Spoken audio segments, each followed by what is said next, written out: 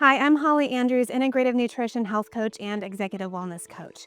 Before we get into the recipe for this week, I want to let you know that the book launch for my upcoming book, Heal Your Stress from the Inside Out, is live. So check out the link in the description below. It is not too late to join the book launch and get your hands on a preview copy of that book, and I would love for you to join us.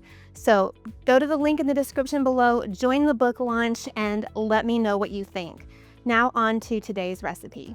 It is almost Easter, and so I've been thinking about all things Easter and spring, and I have a lovely and wonderful recipe for you today that you can add to your Easter menu, an Easter brunch or an Easter lunch, whatever you do in your family, and that is my spring asparagus and goat cheese frittata with fresh herbs. How amazing does that sound? I love all things spring green. It just reminds me of the wonderful renewal that happens in the earth this time of year. And so that is why I chose to use asparagus in the recipe. It's obviously in season right now, and other green things like fresh herbs. And so it just makes for a wonderful, wonderful meal. So let's talk about it from a nutritional perspective and why it helps keep cortisol balanced and our hormones balanced, which is what we all want. So this frittata, it's light, it's fluffy, it is flavorful. So the asparagus, we've also got some leeks in this recipe. Now, again, I could not find leeks this week. I think it's because I do make these videos several weeks ahead of when they actually post. And so I think I may just be a little bit ahead of leek season here. But by the time this recipe posts, you should not have a problem getting a hold of some leeks. So I did substitute green onion in this recipe again. So that is also something that you could do if for whatever reason you can't find leeks. Green onion is a great substitute for the leeks as well. Those spring vegetables in this recipe, so not only are they full of fiber, they are prebiotics, so they're going to feed that good bacteria in our gut that we need for a healthy gut and a healthy mood and a healthy mind. They also help detoxify our bodies. That fiber is going to support our liver. We are exposed to so many toxins just naturally in our world today that we have no control over. So we need to give our liver all the support possible in helping our body get rid of that stuff. And that is what these vegetables and that fiber does for us. Obviously, we've got protein in the eggs. I am using pasture-raised eggs that I got from the farmer's market this past weekend. So they are incredibly nutrient dense, full of good protein, full of healthy fats, full of vitamins and minerals. And I realized earlier that with the exception of the asparagus and the green onions in this recipe, because I am a little bit ahead of asparagus season, I missed grabbing asparagus at the farmer's market by like 2 people because when I'm filming this, we're just at the beginning of asparagus season. And so they didn't have a full crop at the market this weekend.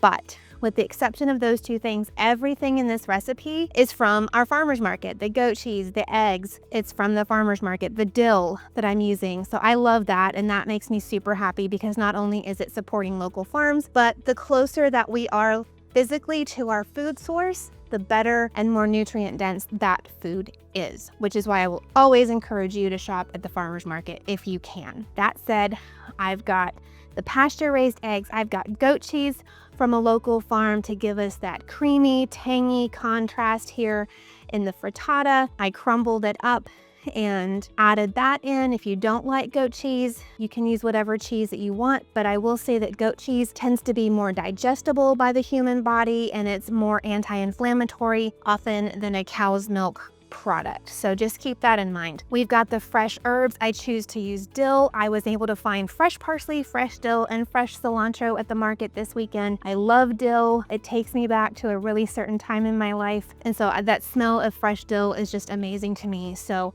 I chopped up a bunch of the fresh dill. If you can't get a hold of the fresh herbs, dried works just as well. If I remember correctly, the ratio is 1/4 dried to 1 teaspoon fresh. So you can use that ratio if you need to use the dried herbs in your recipe, no big deal. And finally, we're using some olive oil and some almond milk. Again, healthy fats here and ingredients that are gonna help keep our blood sugar stable, keep our cortisol stable. So all the goodness in this recipe. So let's talk about how I put it all together. All right, so the first thing I did, as I usually do, is get everything chopped that needs to be chopped. So I got my asparagus bunch, and I used the trick that I shared with you a couple of weeks ago where I take a stalk of asparagus and I bend it, and where it snaps, that's generally where the woody end of the asparagus is, and we don't want that. So I used then the non-woody end with the florets on it then to guide me in trimming the rest of my asparagus. I needed to chop a cup of asparagus, which I knew wasn't going to use up my entire bunch. So I just chopped a little bit at a time so I could get a cup and not waste any asparagus, because whatever asparagus is left over, I will roast or do something else yummy with later this week. So I got my asparagus chopped. I chopped up my green onion. I used all of the white part and then a little bit into the green part of the green onion. And then I got my dill chopped pretty finely. So everything got chopped and ready to go. Then I got my egg mixture ready. So I used 8 of my pasture raised eggs. I added a 1/4 cup of unsweetened almond milk to that, along with some salt and pepper, and beat that up to get my egg mixture ready. Once that was done, I got my pan going. I should say that I had preheated my oven to 375 degrees, but I got my cast iron pan heated. I added some olive oil into it, about 1 to 2 tablespoons. I wasn't measuring, enough that it wasn't going to stick. The frittata wasn't going to stick. And then once the olive oil was heated up, I added in my green onion, let them saute for a couple of minutes. I added in my asparagus to the green onions, let them saute for a couple of minutes. And unfortunately, I had operator error during this portion of the recipe and forgot to turn on the video cameras. I'm sorry, but that's how it went down. Once the green onions and asparagus had sauteed, I was getting ready to add in my egg mixture, and the recipe called for adding in the egg mixture and then adding in the herbs, sprinkling them on top. And I just decided that was silly. So I added in my dill to my egg mixture, beat that all up, and then poured that into my pan. Got my goat cheese. I started crumbling it up. The recipe calls for 2 ounces. I will perfectly admit to you that I did not measure.